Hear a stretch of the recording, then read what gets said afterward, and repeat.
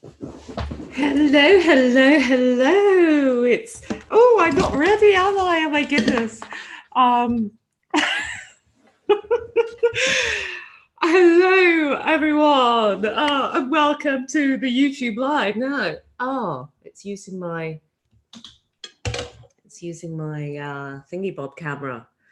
Okay, great to be back and welcome to Rent to Rent's YouTube Live, Ask the Angels and all of that jazz. And we're here to answer your Rent to Rent questions live. So if you are watching and you're here with us live tonight, then please give me a thumbs up under the video. I can see we've got 2.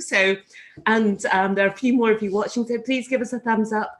And also, if you haven't subscribed to the channel yet, hit that red button underneath and subscribe to the channel. We would love to have you along with us for all of this. So we had, if you were here last week, we had some amazing questions and the questions kept coming. It was just busy and hyper for the whole hour. So we've got some of those great questions we kept back for tonight. So yeah, looking forward to it. Nikki, can you hear me okay? Yes, you can. I can see my little green thing going up and down. Great. So give me a thumbs up if you've, oh yeah, I've got some hi Stephanie's, that is brilliant. So every now and again, Nikki, if you could pop on and read out some of the comments and questions and all of that, Nikki, if you just unmute and give us some of that good stuff, because there are 2 of us on. So Nikki's obviously not visible, but she's going to be helping me out in the comments. Is that you, Nick? Hi, everybody. Hello. So let us hang on, and then I'll just call out to you, Nikki, and say, let us know some of the questions, comments, or whatever every now and again. So please keep putting your comments.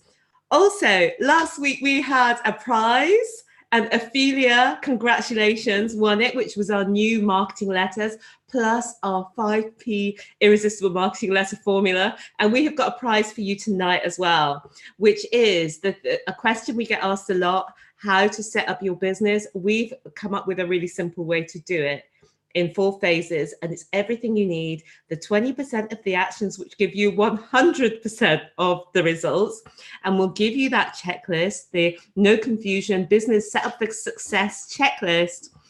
And to enter, all you need to do is subscribe to our channel and also make a comment under this video. Okay, if you can see where the comment section is under the video, leave a comment under the video. So that's not the live chat, it's a different thing. So leave a comment under the video and subscribe to the channel to enter that. And we will look at those after the video, after the live broadcast is finished, and we'll announce a winner. Okay, so let's get to these questions. So the first one was sent in by Paul, and it is: going back to the agents, why would the agents still be collecting a fee?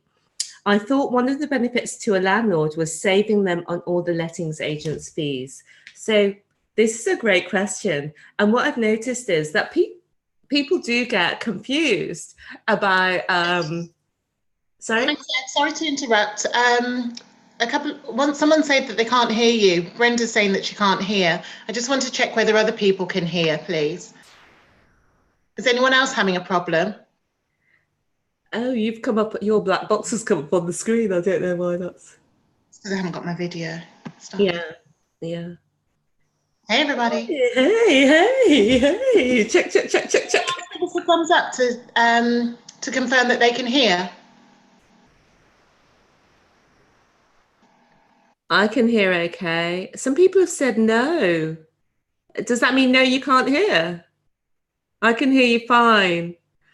It looks like we're all set up. We're not on mute. I've got my mic. It seems to be on. So yeah, Laura's saying she can hear. Hazel Jean saying she can hear. Dorian's loud and clear. Oh, good. Okay. Well, we'll carry on. Thanks for popping on, Nikki. We get to see the Nikki. This is an unusual treat. Right. Okay. So we will go back to Paul, who was asking about this letting agents business. And I know that a lot of people do get concerned. How do we pay the letting agents? Where do we pay the letting agents fees? Why are the letting agents still getting paid? Okay, this is why. Let me just break it down for you. First of all, if you get a deal direct with the landlord, obviously, then there's no letting agent involved. That's fine. If you get a deal from a letting agent and it's introduction only, there's two things that letting agents do typically.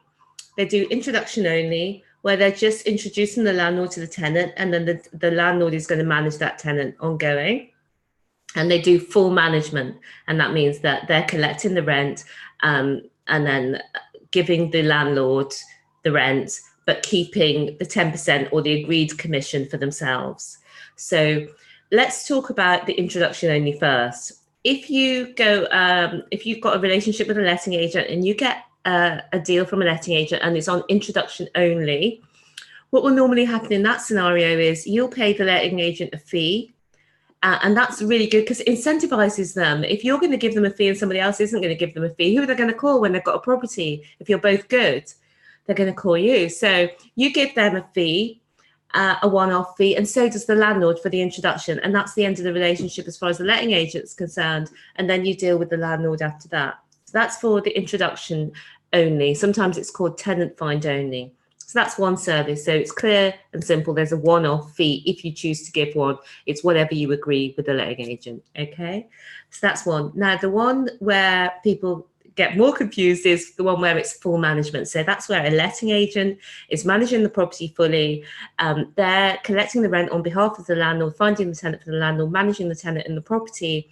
And then if the rent was £1,000 a month, they would collect the £1,000 from the tenant. And then if they were keeping 10% for their fee, they would give the other £900 to the landlord. That's just a simple example. So now you've come along as a potential tenant. You're going to be managing the property. Maybe it's already an HMO. You're going to be managing it as an HMO, doing everything. And you're not going to pay the letting agent a fee in this scenario. What's going to happen is you're going to pay the £1,000 in rent that was agreed. You're going to pay your £1,000 to the letting agent, and then the letting agent is going to do the same. It's going to keep their money and give the rest to the landlord. Now, why letting agents sometimes do not want to work with rent to rent is because they're worried that you're going to just go direct to the landlords and cut them out, and they're going to be losing their £100 a month. So that is the bit that you need to let the letting agents know that that's not going to be happening, and that you see them as a long-term relationship, and you're going to be getting lots of deals from them and all that. So I hope that answers the question, Paul. That was from last week, so I don't know if you're online today. If you are, give us a wave. Sorry. The next one is from Frankie, and I saw Frankie. Yeah, Frankie said she could hear, so I know that you're on, Frankie. So hi, Frankie. And Frankie said, what contracts do I need and where can I get them from? Now, this is a great question as well. So first of all, for your contracts with the landlord or the letting agent, for the landlord, we use a lease agreement, and for the letting agent, a management agreement.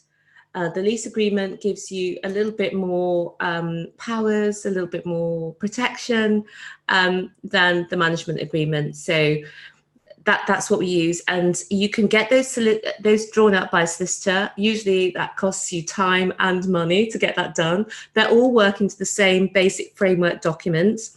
Ours, we've had drawn up by a solicitor, and it's got all the clauses in that we need, that we worked out through experience, that we need to have included in the document. And those are available. And let me give you a little sneak preview, because sometimes if you're going to buy something, you won't know.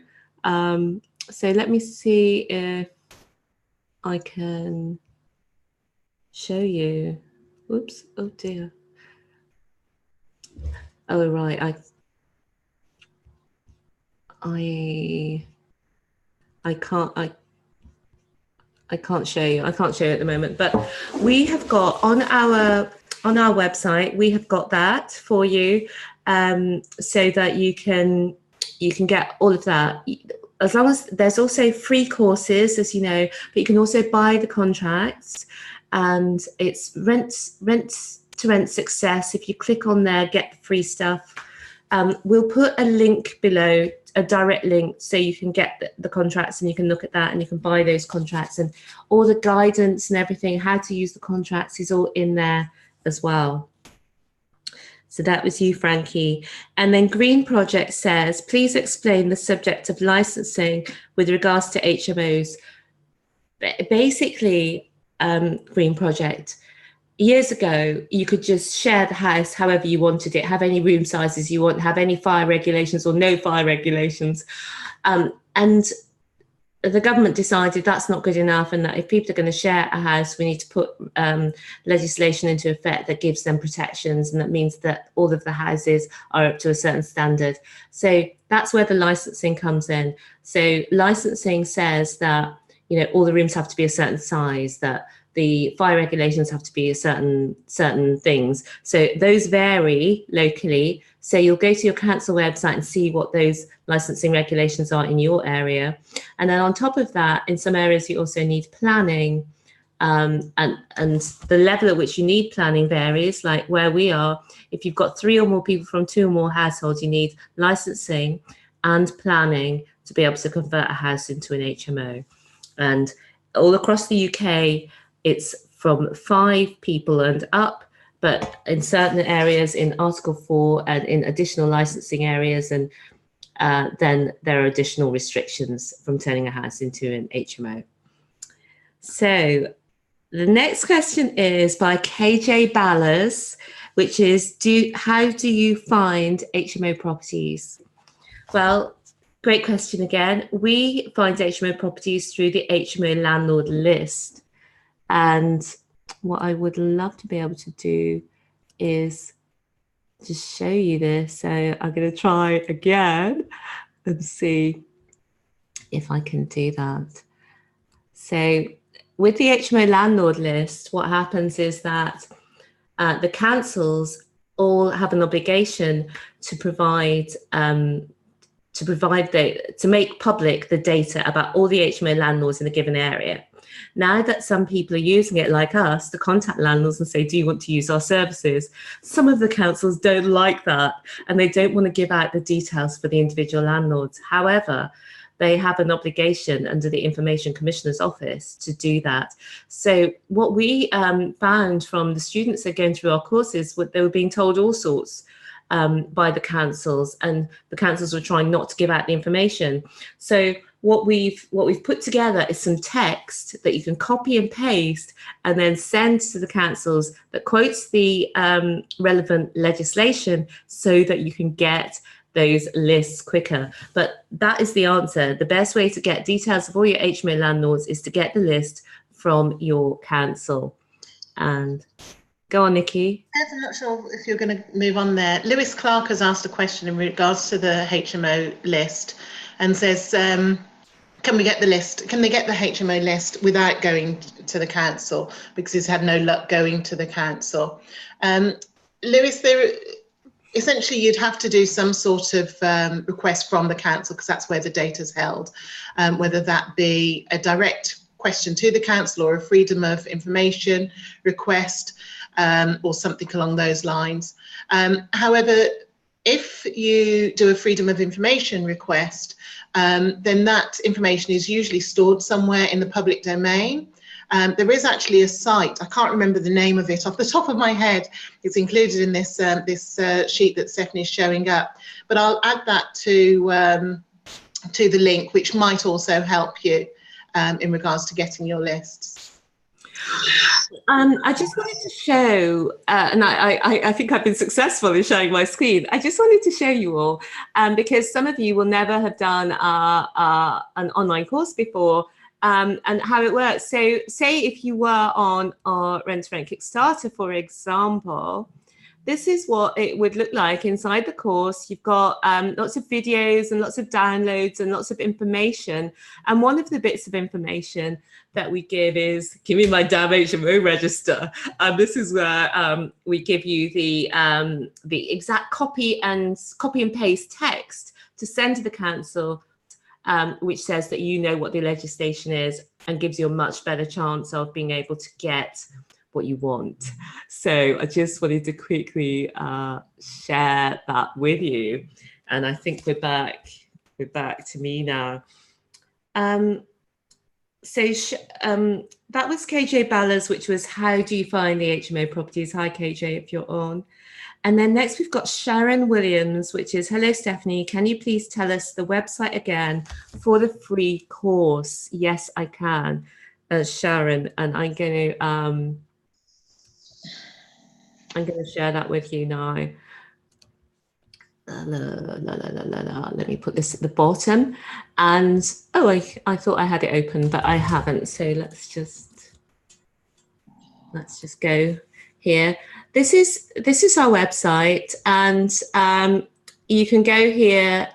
Here's a link to the Facebook group, link to the videos, link to our coaching course, and here is just information about it. But also on this page, you can get the free stuff either by clicking this green button at the top of the screen, or you can get the letters, get your first deal, or analyze any deal. So these are the 3 free trainings that we provide as well. So it's rent2rentsuccess.com. Nikki, can you put that in the whatever it is rent2rentsuccess.com, and you can go there and get those free courses.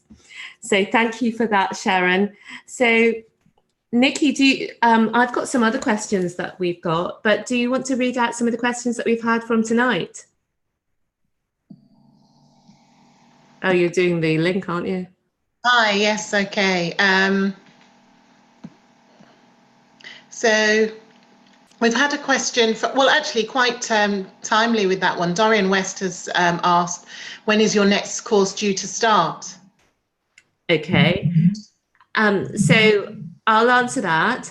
And our next course is due to start just after the 3rd of May. Now, I'm guessing because you guys know who we are, that you already have signed up for the emails. If you haven't, sign up, because what we're doing at the moment, we've got a few exciting things going on. Next week, we're going to start sending you a 3-part video series by email. And that video series is called the Sack Your Boss Workshop. And whereas when we come on these live calls, we're just answering random questions here and there, with the Sack Your Boss Workshop, we'll be going step by step through the process. And at the end of that workshop, there is a chance then you'll find out more about the coaching at the very end in the last video. And also you can then jump in if you want to jump in. Now, we're only going to have that course open for 5 days. And the reason for that is we want to keep it small. We're not one of these huge training companies. We're really involved with all of our rent-to-rent stars who go through the course. We're speaking to them every day, even though the course has already ended, within our private Facebook group, and we have live calls with them as well, Zoom calls and Facebook lives and everything, just to keep everybody moving through. So we don't want too many people in. So we're opening it for 5 days. The last time it sold out really quickly. But if you're on that emailing list, then you will get the details for when we go live again, because we're really excited. We've done a lot to really improve the course. It's been getting great results for people. And yeah, so we can't wait to welcome new people on board with that. But if you decide that you can DIY and take this free information, I really hope you can, and use it and use it on your own, then that's fine. But if you want to go step by step with us and have it all set out and all written down with all the checklists, templates, spreadsheets, contracts, and all of our advice as well built in, then you're very welcome to join us on that call if you're ready to, make that investment, if that's the stage of your journey that you're at. So, Nikki, what's next? What's next on the question wise? Thanks for that, Dorian. I think if you carry on with yours for the Mo, please, sis. Okay, right. So my next one that I have received is, I have tried, now these I haven't got names against, because we sent out on our emailing list to say, what did we send out on our emailing list? To say, have you got any questions? And loads of people wrote back. So we've got some amazing questions, but we didn't ask people for their names. So I have to give these out as nameless. So I have tried so many times to explain the benefits of R2R to agents that know me, but I cannot get it across. Where am I going wrong? Well, I think possibly is you're going wrong in making it too complicated. So, because if the agents already know you, then that know, like, and trust factor is already there, which I was explaining to you last week is one of the really important things to have. That's what they're looking for. If they know, like, and trust you and have that confidence to be able to give a property to you, knowing that you're going to provide an exceptionally good service for them and for the landlord, you know. So, so I've heard people explain it all sorts of different ways, but basically what we're doing is we're taking the property on a long-term let. We're going to manage the tenants in it, and we're going to look after it. We're going to pay them their fees, and we're going to guarantee the rent for a set period. So it's a really simple proposition, actually, and people really tie themselves in knots explaining it. So my advice to you would be to try simplifying what you're saying. And the other advice would be to really listen to what they say back to you. What are they confused about? What areas don't they understand? And then you'll know how to change your message to get it right, to hit the nail on the head, okay? So the next question I've got is, how do I know I can fill my rooms? And then the question after that is, how do I do due diligence in demand for rooms? So those are both very similar questions. And I think what happens is that people worry before they take on a deal, oh my gosh, am I going to lose money here? Am I going to be able to make money? Am I going to be able to fill those rooms? Because, you know, we've taken on some properties whereby the rooms were not great and the property was empty, or sorry, not empty, nearly empty. It wasn't full, it was losing money. And we've turned them around. And so it's, how do you have that confidence to know that because the previous agent or the landlord couldn't fill it, how do you know that you could fill it? So the main ways are to check on spare room, see what the demand is like, how many people are looking, how many rooms are available, what price points are they at, how long do you see them staying on the market for? You know, keep looking over a couple of weeks and see what's going on. Then the other thing is to speak to HMO experts, people who are HMO landlords and people who are HMO specialist agents, see what they're saying. But be aware that sometimes people can try and throw you off track and say it's not a great area because they don't want the competition. And then you've got to throw yourself in there and try it out. Once you've done your due diligence and you've seen, yes, I think this is a good area, you've got to try it. You don't know before you try. But the way to do that is in a lower risk way, which is make the rent to be a manageable rent, where you know that if you had, 4 out of 5 people in the rooms that, you're going to be making money. So it's using that deal analysis spreadsheet, which I always hark back to make sure that the numbers really stack before you take on your first property. When we took on our first property, anything that's going to be making you money, or very few things where you're making money is at 100%. So that's why you can make money, is because other people can't do this, but you can, because you've got the techniques, the secrets, and the methods to be able to deliver where other people fail. And so when we started here, we didn't know for definite that this is definitely going to work, but every indication that we could make it work. And then we decided to try, and it worked. And so we did it again and again and again. So you do your due diligence, and then you try it with one, and you make sure that one is not going to be, you do the figures on it to make sure that it's not going to ruin you. It's not going to lose you money. It's going to be a money-making venture. Okay. Oh, hello. Oh my gosh. Oh, you're muted. Yeah, sorry. Hi. Okay, Seth. So we've had a question from Olga Torp. Apologies for the pronunciation of your name. I'm sure I haven't got that. Okay.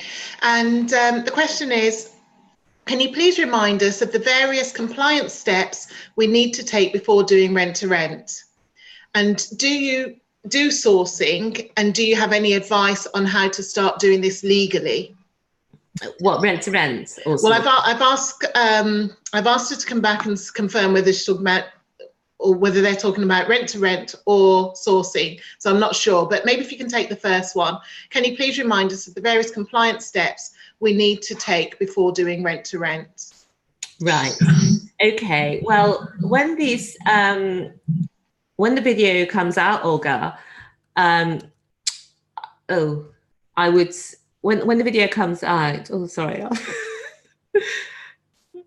I would suggest that you watch that, because the series, the Sack Your Boss workshops, because it's going to cover all of that. But we do have the steps. I can never remember them totes off hand, but I can share my screen with you and show you. Share screen. Sorry, this isn't much fun to watch. Is my screen is my screen shared?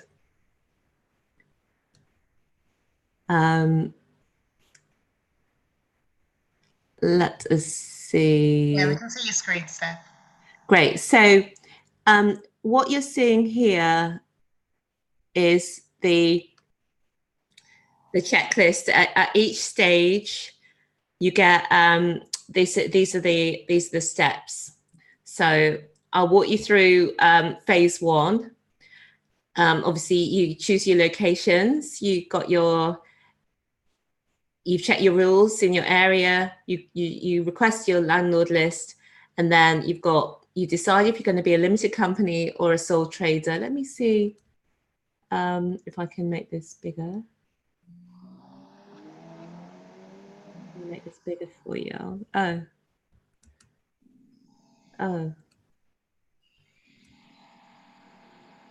Oh, sorry, I can't think of how you make it bigger, but there is a way to make it bigger. You get your limited company or your sole trader name chosen, your business values, business name, set up your limited company, bank account, telephone number, and email, and that's steps one. And then there's three other steps to go through, but this actually is a really straightforward one. We find people are going through this. Maybe it's because being part of a group as well, people are going through that in days and weeks rather than months, years, and never, which is what sometimes happen when people are trying to set up their business. But what I think puts people off is not that they don't know what to do. What puts people off is that they don't have full confidence in themselves. So I do encourage you to get an accountability partner or get a group together, because being in a group really will help you to actually take the steps that you need to take.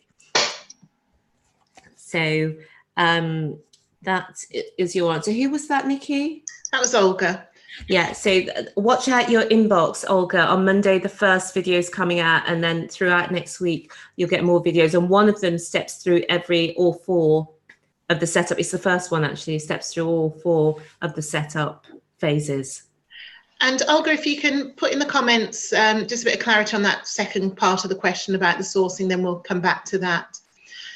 Steph, we've also had a question in from Matt Pedal.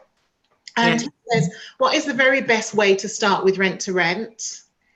And goes on to say, I have a couple of traditional rentals and now want to move ahead with rent to rent. Yeah, that's a great way to do it, isn't it, Matt? We hear a lot about people who are doing it the other way around, which is that they are doing rent to rent and then buying, but you're doing it the other way, where you've already bought and that's all going well, but you now want to use your cash to make more cash flow. So brilliant idea. And I think the best way is just to obviously get your business set up quickly and then start talking to letting agents and writing to landlords to get your first deal. Whether you go for existing HMOs or whether you go for properties and convert them into HMOs partly depends on your location, what your area is. In our area, it's better for us to go for existing HMOs, and that's what we do. And also it means that we've got the advantage of having that landlord list, the HMO landlord list, that we can write directly. You know, I love the landlord letters. We can write directly to our perfect customer. And now we've cracked that letter writing formula, we find our letters are always getting results.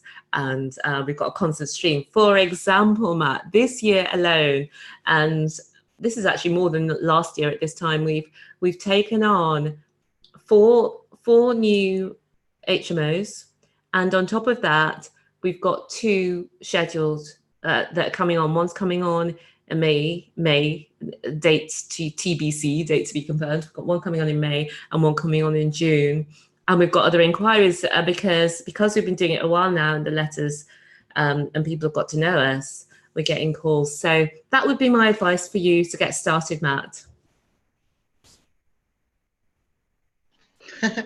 Okay, back to you, Steph, with the questions, please, from your list. Oh, right. Okay, great.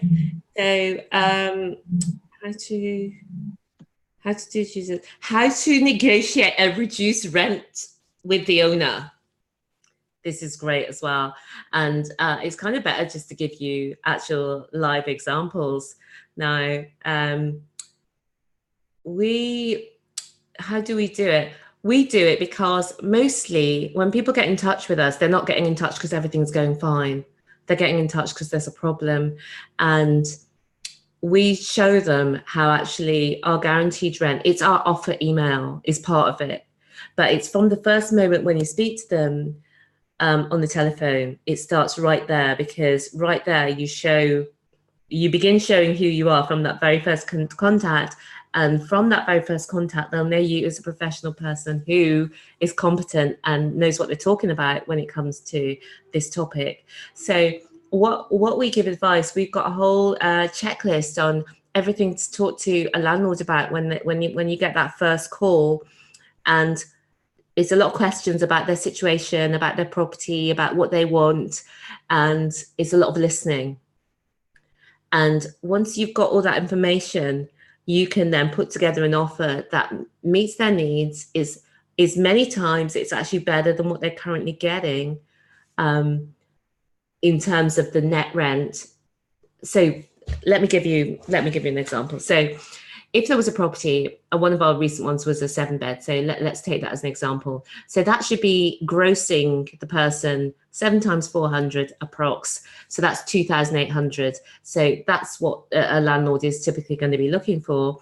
But have to be taking off that gas, electric, water, council tax, TV, Wi-Fi, voids. And then there are other things like cleaning, gardening, and various other things that some landlords might buy and some landlords might not buy.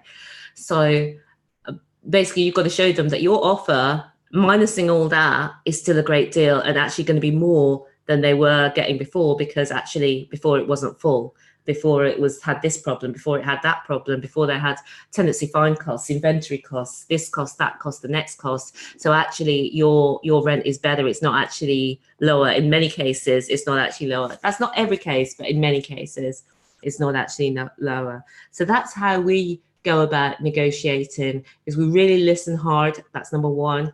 Really totally understand the landlord's problems, and it's important to ask those specific questions so you can dig down into what is the landlord's 360 situation. And then once we've got that, we're able to then make an offer which is attractive to the landlord. Okay. And are you coming back on? What about reading out some of the comments? I can see we've got comments. Or have you read them out already? You're on mute. You're on mute. You're on mute. We can't hear you. Yeah, no, I can hear you. When I'm on mute, I can still hear you, but I just have to get back to the screen. So sorry about that. Well, I'll come back to some comments, but I've got a question queued up. So let's do that, and I'll and then line up some comments. So Olga's come back and clarified that it was the sourcing part that she's interested in. So she was asking, do we do sourcing, and how can she do it legally? And has she got any advice on starting a sourcing property? Right. Okay, we don't really, Olga. So that might be a good idea to get somebody on to this show to talk about sourcing, because obviously we do source our own deals and so on, but they're in our local area and we keep them if they're good, and we don't sell the bad deals. So we don't sell deals at the moment. But yeah, There are some great sourcing people out there. If we had somebody on, a guest on to talk about sourcing, who would you like it to be? Put some comments below about who you rate in the sourcing world and who you'd love to see us talking to about sourcing. Okay, so sorry. Had you finished this? Yeah, go on. Okay, lovely. So a few comments. I'm loving Ali, who says, sack your boss. I'll take it. With a laughing emoji. Laughing to tears, no less. Matt came back and clarified he's had these 2 rentals for over 10 years. Wow. And not anything else, added anything else to his portfolio. So he's going to finish our online course and begin the steps. Yeah. Super. And another question, Steph, Ingrid, from Ingrid. I tried to look up HMO landlords lists, but no details of the actual landlord. Yeah. How do I get the contact details for the landlords? Yeah. Okay. Well, in that bit I was talking about earlier, Ingrid, some of the councils do this. You go back with the legals and say, actually, you've got to give these to me, and most will then give them to you. And if you're in an area that just won't, then you can find the next door boroughs that will. So everybody so far has been able to get a list that can work. I mean, one person that went to a next door neighbouring borough to be able to do it, Ingrid. So yeah, good on you for that. So what I'm going to do is go through the other questions we've got. So what have we got here? When taking on a rent-to-rent and renting out the rooms individually, would I need to change the C category beforehand? I'm not sure what that means. I think it means maybe would you have to make it into an HMO beforehand? So yeah, you have to put in an application. You have to know, you have to bring it up to HMO standards and put in an application if it requires to be an HMO. Yeah. So, oh, this is a great question. What legal protections are there for us should the landlord change their minds mid-contract and want their property back? And what protections are there for the landlord for their peace of mind should they be interested in lease options, rent-to-rent, or any other options that require the landlord to trust us with their property? So let's talk about what we would do if the landlord suddenly wanted their property back. Well, first of all, when you've got a lease in place, the lease stands. Even if they sell the property, they sell it with the lease, so the lease still continues. But how? So that's the strictly legal side. But say, for example, something happened and somebody died or something, and somebody wants their property back partway through, we just negotiate the exit. So far that hasn't happened to us, but we just negotiate the exit so that if we've made an investment, that part of that will be returned to us, pro rata sort of style. And because you want to do things by negotiation, because legal battles are too expensive. But it is best to have the right contract in place, and we start off with that. And so we start off with that lease contract in place that we know is a good contract. And you asked about how does the landlord know that we'll do what we say we're going to do. Well, they don't have to take a chance, but they're also protected by the contract as well. And the contract says that if we don't meet our obligations, like we don't pay the rent or we don't do other things that we say that we're going to do, then that they can exit from the contract. So I hope that's answered that for you. So Nikki, are there any other questions from anybody who's online today? Not at the moment. Brilliant. And so I can see a few people, which is brilliant, who are online with us. Thank you so much for joining us online tonight. It's been brilliant to see you. And we're not coming live on next week. We'll let you know when we're next going to come on live. But next week, if you're in the Bristol area or near the Bristol area, I will be speaking next Thursday evening at the Property Information Meeting in Bristol, obviously all about rent-to-rent, HMOs, and creating financial freedom. And as Ali said, sacking our bosses.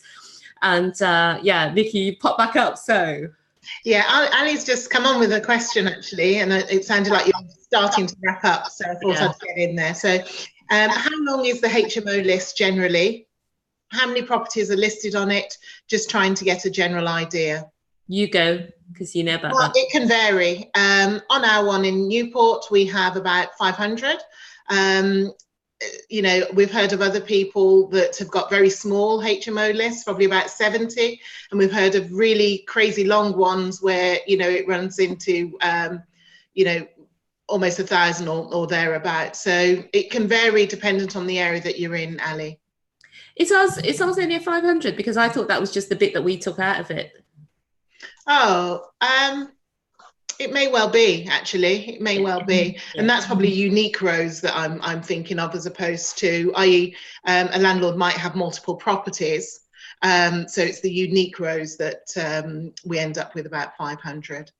Yeah.